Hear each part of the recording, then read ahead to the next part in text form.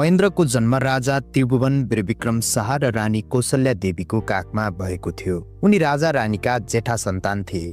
दरबारको आशा, राजवंशको गर्व र भविष्य नेपालको सपना बोकेर आएका एक नङ्गा शिशु थिए। विक्रम सम्मत 1977 असार 28 मा नारायणहिटी दरबारको भव्य 4 दिवारभित्र उनले पहिलो सास फेरे। तर यो जन्म स्वतन्त्रताको कथा थिएन। त्यस समय राणाहरूको कठोर शासनले नेपालको राजपरिवारलाई सुनौलो पिजाडामा कैद गरेको थियो। राणा प्रधानमन्त्रीहरूको आँखा र कडा नीतिले दरबारको जीवनलाई बाँधेर राखेको थियो। महेन्द्रको बाल्यकाल त्यही पिजाडामा बित्यो। उनले औपचारिक स्कुल वा विश्वविद्यालयको ढोका कहिल्यै टेकेनन्। तर उनको शिक्षाको अन्त्य थिएन।